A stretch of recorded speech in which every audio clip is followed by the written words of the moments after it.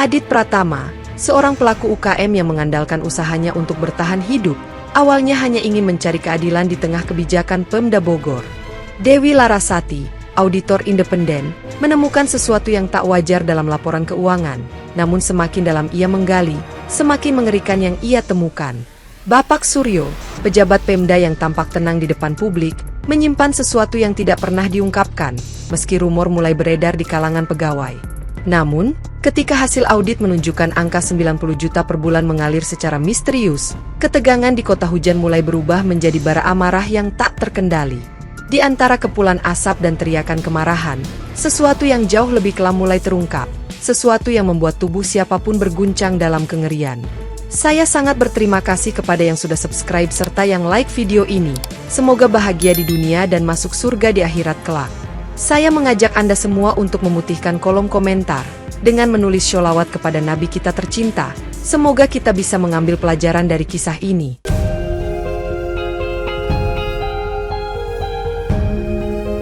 Di malam yang dingin di kota Bogor, sirene meraung membelah udara ketika api berkobar hebat di lantai 2 gedung kantor Pemda, memancarkan cahaya oranye yang membias di kaca-kaca gedung sekitar dan memancing kerumunan warga yang marah berkumpul di halaman.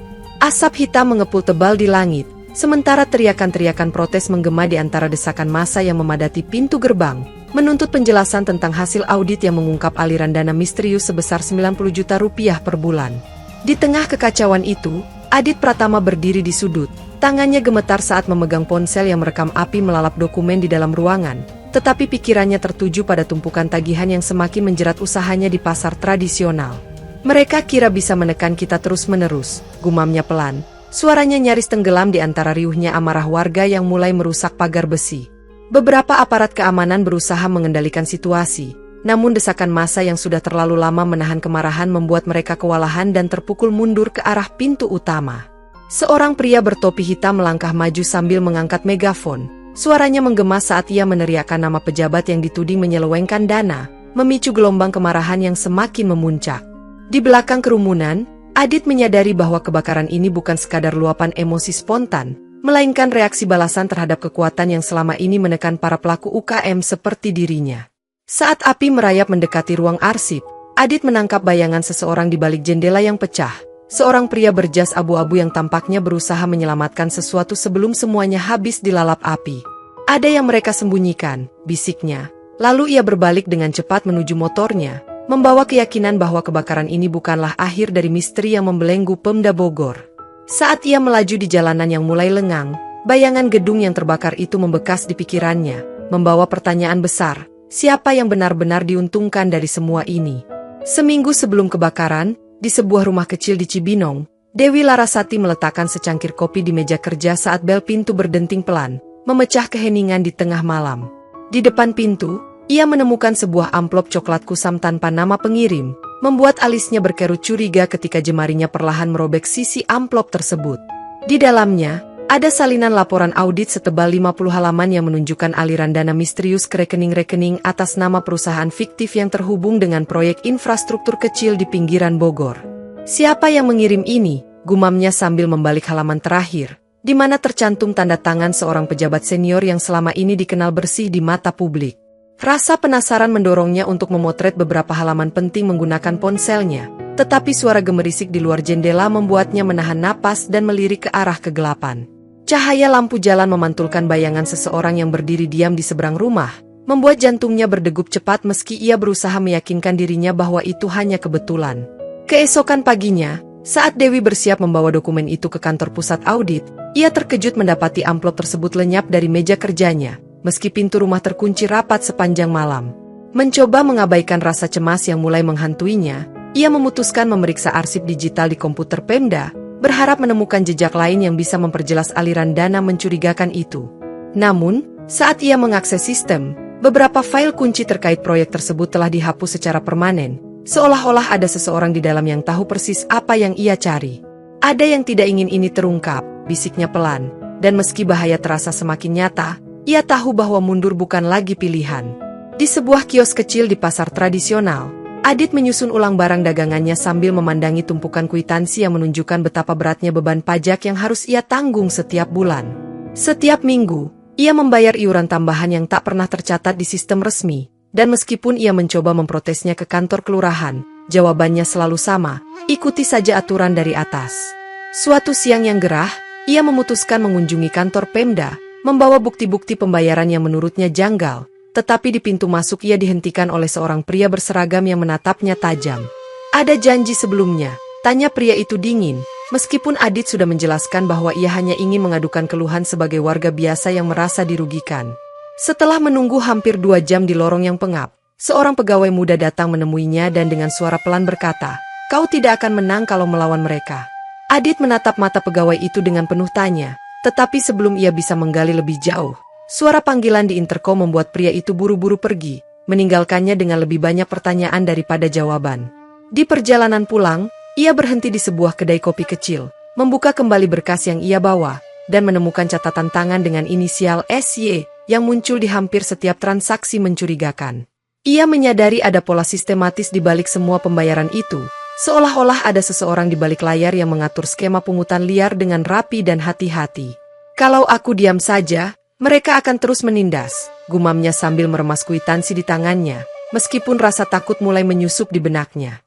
Namun, sebelum ia pulang, sebuah pesan anonim masuk ke ponselnya, "Berhenti mencari, atau kau akan menyesal." Malam itu, di ruang kerjanya yang sempit dan berantakan, Dewi memeriksa ulang data hasil audit sambil mencocokkan setiap nama penerima dana dengan catatan dari amplop misterius. Tiba-tiba, ketukan pelan di pintu belakang rumah membuatnya terlonjak kaget, dan ketika ia membukanya, seorang pria dengan wajah lelah menyodorkan sebuah flash disk. "Aku tidak punya banyak waktu. Ini bukti lain," bisik pria itu sebelum berbalik dan menghilang di kegelapan, meninggalkan Dewi dengan pertanyaan yang terus menghantui pikirannya. Ketika ia memeriksa isi flash disk itu, ditemukan daftar lengkap transaksi ilegal, termasuk nama Bapak Suryo, kepala bidang keuangan Pemda yang selama ini dikenal sebagai sosok bersih. Namun, di tengah kesibukannya, suara gemerisik di luar jendela kembali terdengar, membuat bulu kuduknya berdiri ketika ia menyadari bahwa ia sedang diawasi. Di ruang rapat yang tertutup rapat, suara pendingin ruangan berdesir pelan sementara Bapak Suryo duduk di ujung meja, mengetukkan jarinya perlahan di atas map berlogo rahasia yang tebal. "Kebocoran ini tidak bisa dibiarkan menyebar lebih jauh," ucapnya dingin, tatapannya tajam menyapu 3 pejabat lain yang tampak gelisah di kursi masing-masing. Seorang pria berkacamata, Pak Widodo, menyesap kopinya sebelum berkata, "Tapi data audit sudah masuk ke pusat, kalau sampai mereka menggali lebih dalam, kita semua tamat." Ibu Rina, kepala bagian administrasi, menarik napas panjang lalu meletakkan setumpuk dokumen di atas meja, menunjukkan daftar transfer rutin ke rekening-rekening fiktif yang mereka kelola. "Kita bisa memanipulasi sebagian arsip digital," bisiknya pelan. "Tapi ada informasi fisik yang belum kita temukan. Jika itu bocor, tak ada lagi yang bisa menyelamatkan kita." Di sudut meja, Pak Herman, orang termuda di ruangan, menatap cemas layar ponselnya yang menampilkan foto api melahap sebagian ruang arsip seminggu lalu. "Bagaimana kalau seseorang di luar sini sudah tahu semua detailnya?" tanyanya lirih. Suaranya nyaris bergetar, menyiratkan ketakutan yang kian membayang di benaknya. Bapak Suryo berdiri, suaranya tegas ketika berkata, "Jika ada yang berani membocorkan informasi ini, kita pastikan mereka tidak punya kesempatan kedua." Sebelum rapat berakhir, ia menyerahkan sebuah daftar nama kepada Pak Widodo, dengan perintah jelas, pastikan mereka diam, bagaimanapun caranya. Namun, saat mereka meninggalkan ruangan, tanpa mereka sadari, sebuah perekam kecil terselip di bawah meja, merekam setiap kalimat yang baru saja diucapkan. Di balik jeruji besi lapas Paledang, udara lembab bercampur bau logam memenuhi ruang kunjungan ketika Adit duduk di depan Rangga, seorang mantan pegawai Pemda yang kini menjalani hukuman 5 tahun. Dengan wajah tirus dan sorot mata tajam, Rangga menyandarkan tubuhnya ke kursi kayu usang sebelum berbisik, "Aku dipenjara bukan karena aku bersalah, aku hanya tahu terlalu banyak." Adit merapatkan jaketnya, mencatat dalam pikirannya bahwa setiap gerak-gerik mereka diawasi dari balik kaca 2 arah oleh petugas sipir yang tampak curiga. "Semua ini berawal dari proyek fiktif di wilayah utara Bogor," lanjut Rangga, suaranya rendah namun penuh tekanan. "Mereka menggunakan nama-nama UKM kecil sebagai kedok." Adit menyipitkan mata, mengingat semua bukti yang sudah ia kumpulkan, tetapi informasi ini membuka fakta baru, bahwa ada jaringan besar di balik skandal ini. "Orang yang menarik semua tali ini adalah Bapak Suryo," lanjut Rangga, lalu mendekat ke jeruji. "Tapi dia bukan yang paling berbahaya, ada seseorang di atasnya." Jantung Adit berdetak lebih cepat ketika Rangga menyebut bahwa ada pejabat tinggi di tingkat provinsi yang melindungi seluruh operasi ilegal ini. Berhati-hatilah, bisik Rangga. Beberapa orang sudah menghilang setelah mencoba membongkar skema ini, dan aku bukan pengecualian. Saat waktu kunjungan berakhir, Adit menyelipkan catatannya ke dalam saku, tetapi sebelum ia pergi, Rangga menambahkan dengan nada serius, "Jika kau menemukan dokumen dengan kode Sigma 21, itulah kuncinya." Keluar dari lapas, angin malam menyambutnya dengan dingin, tetapi yang lebih menakutkan bagi Adit adalah kenyataan bahwa ia kini berada di tengah pusaran bahaya yang nyata. Suasana pasar malam di alun-alun kota terasa meriah dengan lampu warna-warni yang berkelap-kelip dan aroma manis dari gerobak jajanan yang memenuhi udara. Di tengah keramaian, Adit mencoba menenangkan pikirannya setelah pertemuan di lapas Paledang, tetapi nalurinya merasakan ada sesuatu yang tidak beres. Di balik kerumunan, matanya menangkap sosok pria berbadan tegap berbaju hitam yang tampak mengikutinya dari gerai ke gerai dengan gerakan mencurigakan.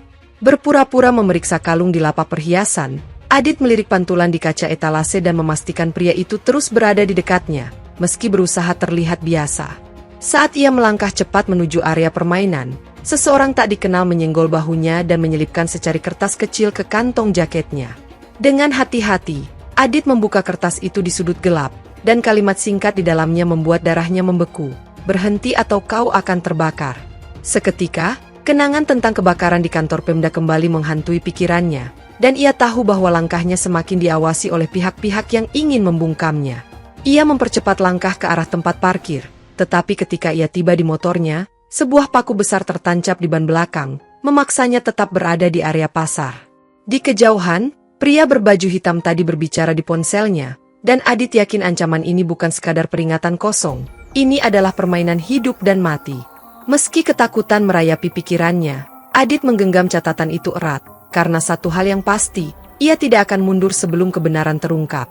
Di bawah sinar lampu redup, Dewi menyusuri lorong sempit menuju gudang penyimpanan arsip Pemda yang nyaris hancur dalam kebakaran beberapa hari lalu.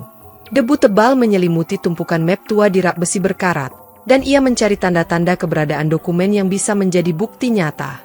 Setelah hampir 1 jam mencari, matanya tertuju pada berkas berlabel proyek Sigma 21 yang sebagian pinggirannya hangus terbakar, membuat jantungnya berdebar.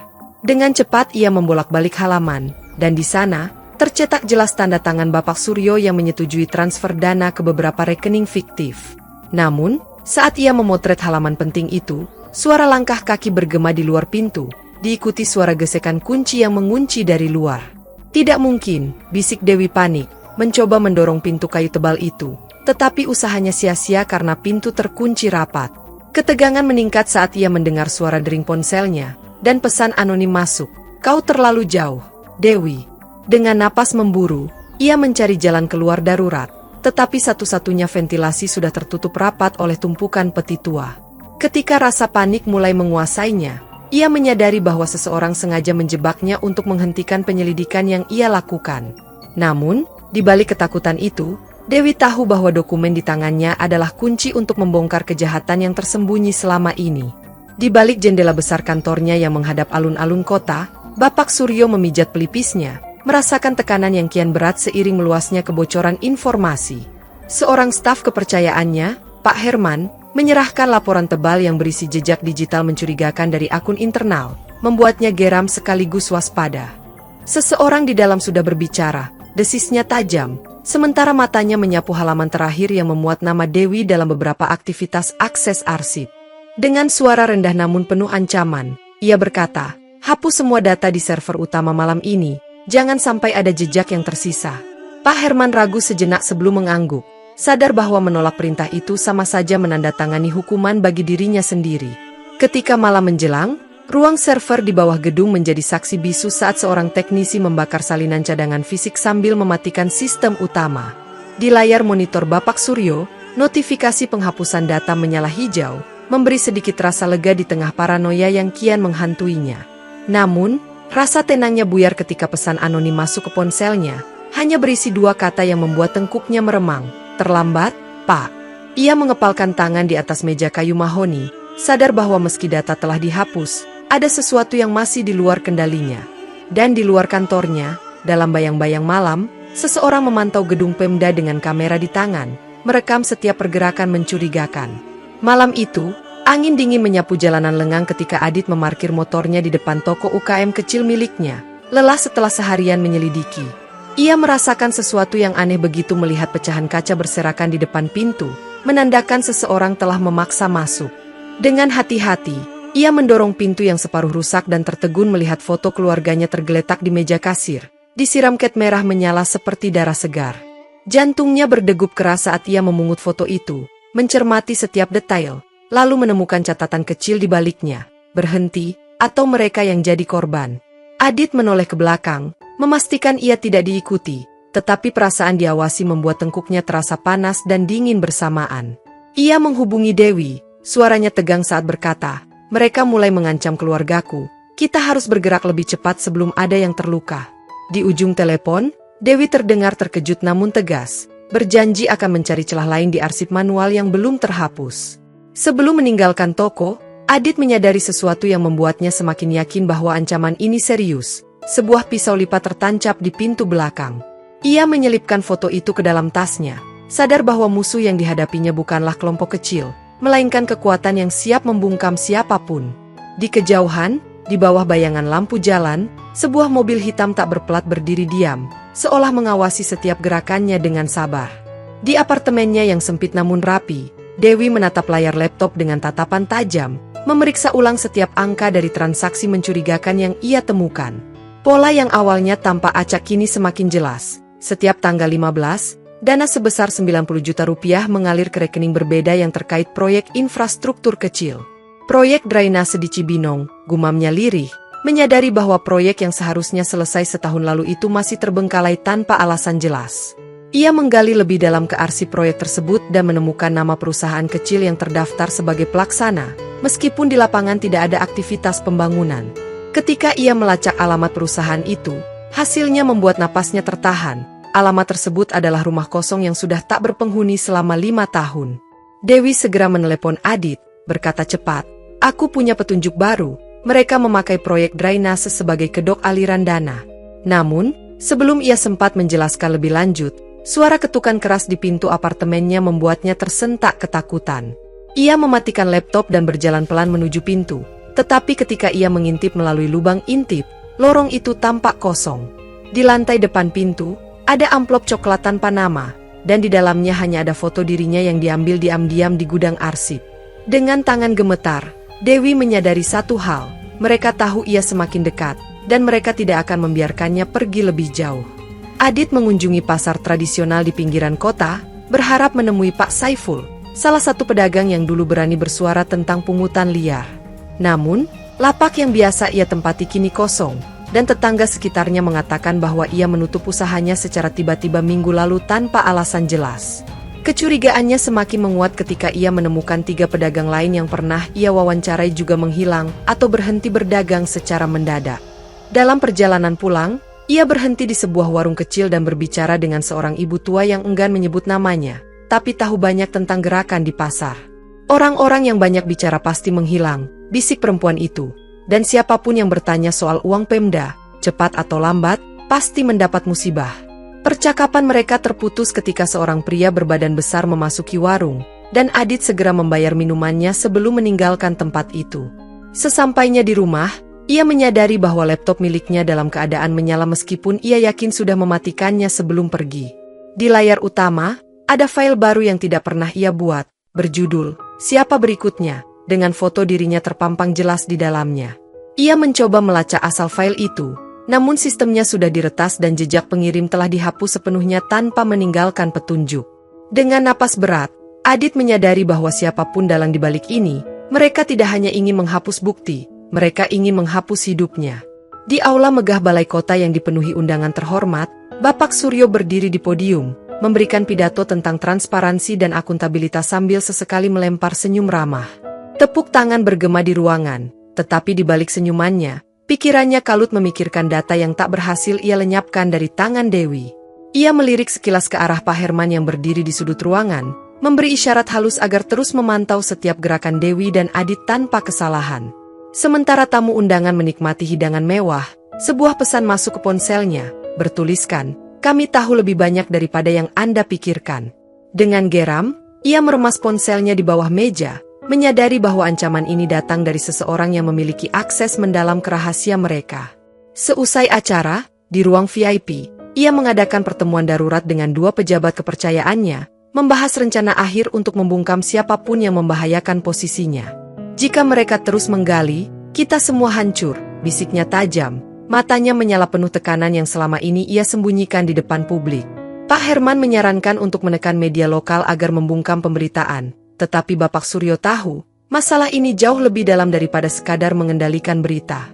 Di luar gedung, seorang pria berseragam staf berjalan santai meninggalkan balai kota, menyelipkan flash disk kecil berisi rekaman percakapan rahasia ke dalam saku jaketnya. Sementara itu, di kegelapan malam, sepasang mata mengawasi gedung dari kejauhan, menunggu momen yang tepat untuk membuka rahasia yang selama ini tersembunyi. Di sudut kafe kecil yang remang-remang, Dewi duduk dengan gelisah, menunggu seorang informan anonim yang mengaku memiliki bukti kunci tentang aliran uang gelap. Seorang pria berusia 40-an dengan wajah letih akhirnya datang, duduk di hadapannya sambil menyesap kopi, tangannya gemetar saat mengeluarkan amplop coklat. "Saya hanya pegawai kecil di bagian keuangan," bisiknya. "Tapi saya tahu kemana uang itu mengalir dan siapa yang mengatur semuanya di balik layar." Dewi mendengarkan dengan saksama ketika pria itu mengungkap adanya rekening khusus di luar negeri yang terhubung dengan proyek-proyek fiktif. Namun, pembicaraan mereka terhenti ketika pria itu menerima pesan di ponselnya. Wajahnya seketika pucat saat ia membaca kata-kata mengancam di layar. "Jangan bicara lagi jika ingin selamat." Dalam ketakutan, ia buru-buru pamit dan berjanji akan menghubungi Dewi lagi esok hari dengan bukti lebih lengkap. Malam itu, di jalan pulang, ia menyadari sebuah mobil hitam laju pelan di belakangnya, membuntutinya tanpa suara di sepanjang jalan yang sepi. Ketika ia mempercepat langkah menuju rumahnya, mobil itu berhenti di depan gang, dan seorang pria berbadan besar turun tanpa ekspresi di wajahnya. Keesokan paginya, Dewi menelepon pria itu berulang kali, tetapi ponselnya sudah tidak aktif, dan tidak ada yang tahu di mana ia berada. Di tengah kekhawatiran, Dewi menyadari satu hal yang mengerikan, siapapun yang tahu terlalu banyak, akan lenyap tanpa jejak. Di depan kantor Pemda, ratusan warga berkumpul dengan membawa spanduk berisi tuntutan pengusutan kasus korupsi. Kemarahan mereka memuncak akibat bukti-bukti yang mulai bocor di media sosial. Adit berada di tengah kerumunan, merekam suasana mencekam saat para demonstran meneriakkan nama Bapak Suryo, menuntut pertanggungjawaban atas kebocoran dana. Ketika situasi memanas, seorang pria bertopeng tiba-tiba menyelinap melewati penjagaan dan melemparkan benda ke arah lobi gedung. Seketika, ledakan kecil terjadi, memicu api yang menjalar cepat di sepanjang koridor utama, membuat para pegawai berlarian panik menyelamatkan diri. Di balik asap tebal, Adit menangkap bayangan seseorang yang berjalan dengan tenang menuju sisi gedung yang jarang dijamah. Ia mengikuti sosok itu hingga ke sebuah dinding tua di bagian belakang, di mana sebuah pintu besi berkarat tampak sedikit terbuka di tengah kekacauan. Sementara petugas pemadam berusaha mengendalikan api, Adit menelepon Dewi, mendesaknya untuk datang segera karena ia menemukan sesuatu yang mencurigakan. Di dalam gedung yang porak-poranda, kobaran api justru menghanguskan sebagian tembok yang menutupi lorong rahasia menuju ruang bawah tanah. Tanpa ragu, Adit mendorong pintu berat itu, menahan napas saat hawa lembab menyergapnya di tengah kegelapan. Di luar sana, di antara riuhnya sirine dan suara massa yang marah, kebenaran perlahan mulai menampakkan wujudnya yang mengerikan.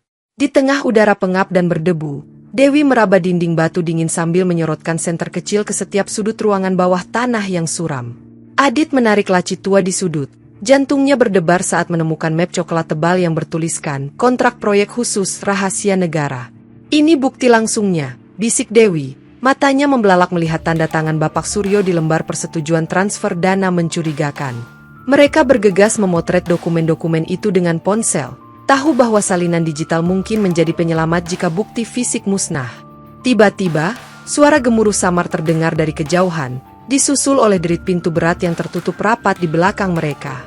"Kita dikunci dari luar," ujar Adit panik, menarik gagang pintu besi yang tidak bergeming sedikit pun di tangan gemetarannya.